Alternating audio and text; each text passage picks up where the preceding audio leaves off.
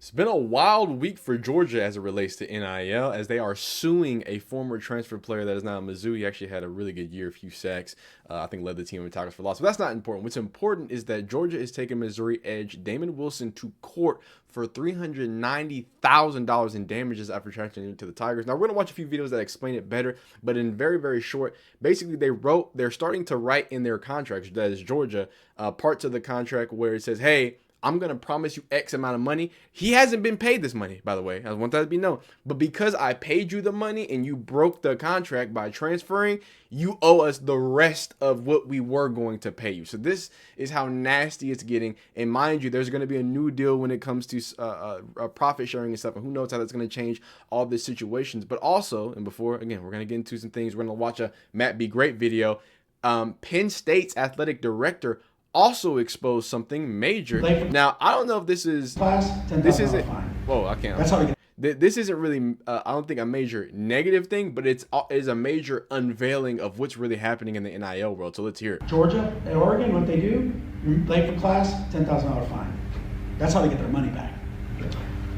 Georgia, that's how they get their money back. And I want to ask you, audience, before we get into it, because you know he's gonna break it down. Then we're gonna go into Matt Be Great. I want to ask you, do you think this is fair, right? For schools to fight back. Do you think the transfer portal is just that much out of hand? Comment down below how you see the situation and how you see this, and we're gonna get all the facts. Suing a former football player for almost $500,000. And gents, this might be the beginning of the end for the transfer portal. So this is Damon Wilson, who is a former defensive end for Georgia. So Damon played for Georgia for 2 years and then hit the transfer portal as so many other athletes do. Where this year he ended up at Mizzou, and the man absolutely balled out. 20 total tackles, 9 sacks, 1 fumble recovery, and an interception. But now Georgia's athletic department is bringing this man to court and suing him for $390,000. And it's all over one clause that these schools are now putting into these NIL contracts. And this clause is called the liquidated damages clause. And schools are finally putting this clause in the contract to stop players from transferring. It's become like madness. And by the way, if you want more crazy sports stories and sometimes horrible takes, make sure you're following. So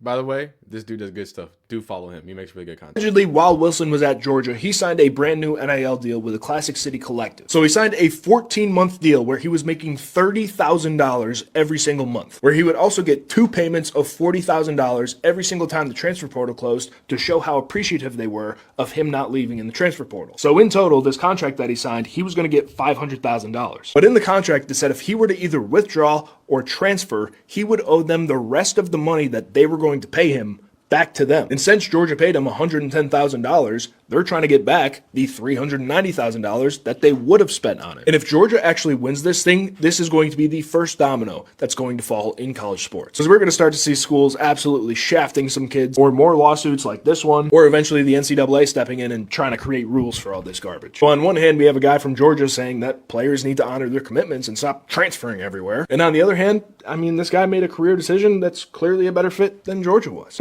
So I want to talk about this. Make sure you go, follow his stuff, follow his content. I don't know how many of y'all have been watching my original channel. I started off, basically the biggest thing that I did was talk about NIL stuff. So I'm very passionate about this. You know what I'm saying? Just because of the way people speak about it.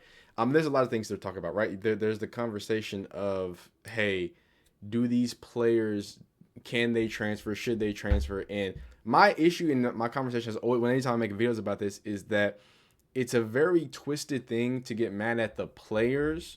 I mean, don't hate the player, don't hate the game. You know what I'm saying? Hey, no, don't hate the player, hate the game. I was going to go on this long-winded thing, but I mean, the NCAA, why is it that the players are getting punished? Why is it that the players get attacked online? Why is it the players that get all the criticism and scrutiny, and coaches get it as well?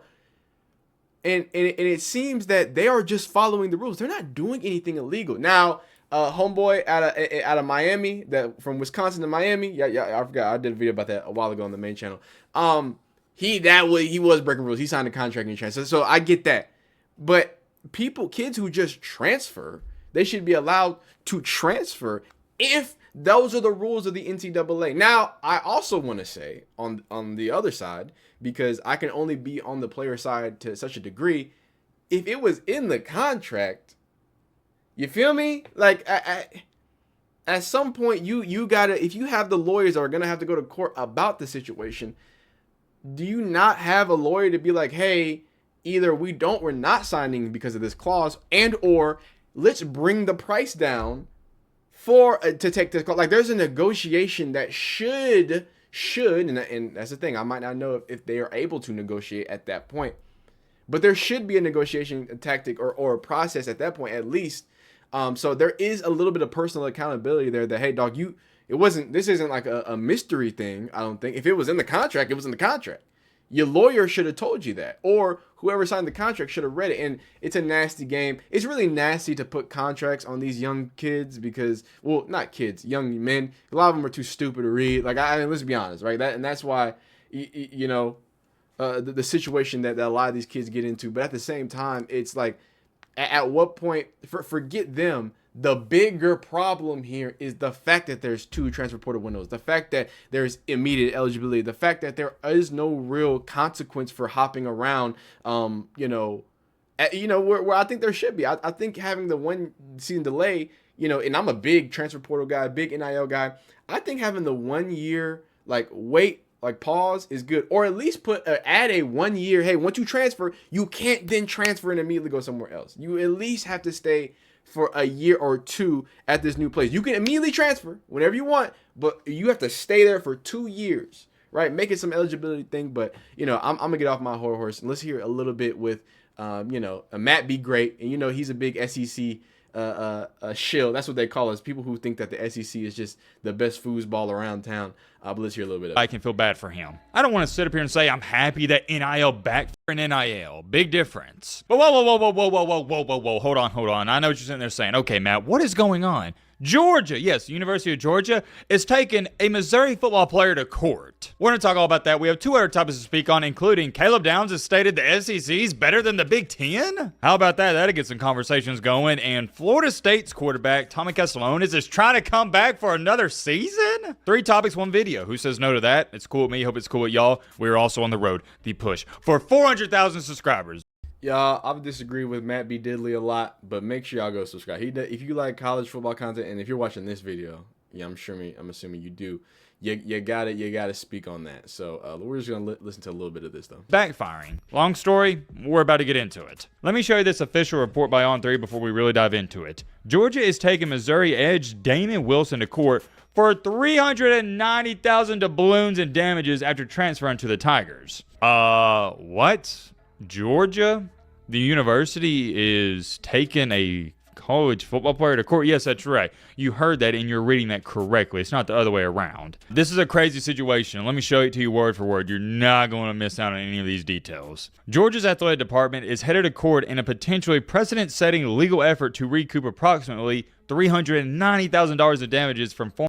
And I think that's the biggest thing in the world of college football. There's so much precedent setting, and I just kind of want to.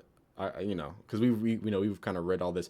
I kind of want to see what Matt Be Great's, what's it called, opinion of it is. That's the scariest thing about this. It's not just that this one dude's gonna get, situated or whatnot. This is gonna be a snowball effect where the NCAA is gonna have to step in. They can't allow for these types of unpaid punishments to be put into contracts in good faith. I think hopefully Kirby Smart just forces the hand of the NCAA to say, okay, we'll put in a transfer, actual real deal rule, and then, make things make a little more sense. But let's hear it. Damages to Georgia's athletic department on July 1st after most schools took over player payments following the June passing of the House settlement. I know that was a lot. I know it was lengthy, but I think it's very important. You know every single detail to our situation. If I lost you somewhere in all that, I understand. Let me dumb this down. In other terms, Damon Wilson was a Georgia football player, and he signed a deal with Georgia's collective that goes by the name of Classic City Collective. Right before the college football playoff, he signed a new deal with Georgia's collective worth up to $500,000. Okay, so that's an important addition there. It's a new deal was added on top of it. But I just want your opinion, Matt. We know about it. Classic City, all that stuff.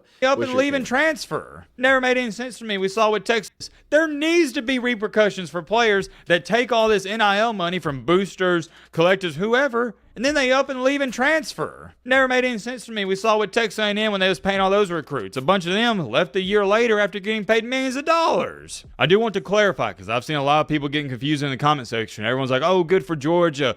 I'd go after a guy, and everyone else should go after a guy if he steals $300K from him. No. Georgia only paid out $30,000 to him. But reminder, it states in the contract, if you withdraw from the team or you enter the portal, you got to pay the rest of the contract. So by default, if they pay you $30K on a $309,000 deal, you owe the rest. And for everybody saying, well, that ain't fair to the young man, he only got paid $30,000. I can't believe a university is asking for $300,000 or $309,000 back. That's crazy. That's absurd. No, it's not. Let me explain to you how the business world works. You do understand what he did is he went to Missouri and said, hey, Georgia's paying me $309,000, or with bonuses, they're giving me $500K. So if you want me to come here, you got to give me more money. And that's what he did. He's got the money to pay it. Trust me. It is not as simple as Georgia gave him $30K and he ran away with it and went to Missouri and didn't make any more money. No, he probably made well over $500,000 at Missouri. I'm 110% on Georgia's side on this. Go get your money. And it's about dang time somebody in a school out there is standing up to these players. I don't understand how anybody could feel bad for Damon Wilson. If it was in the contract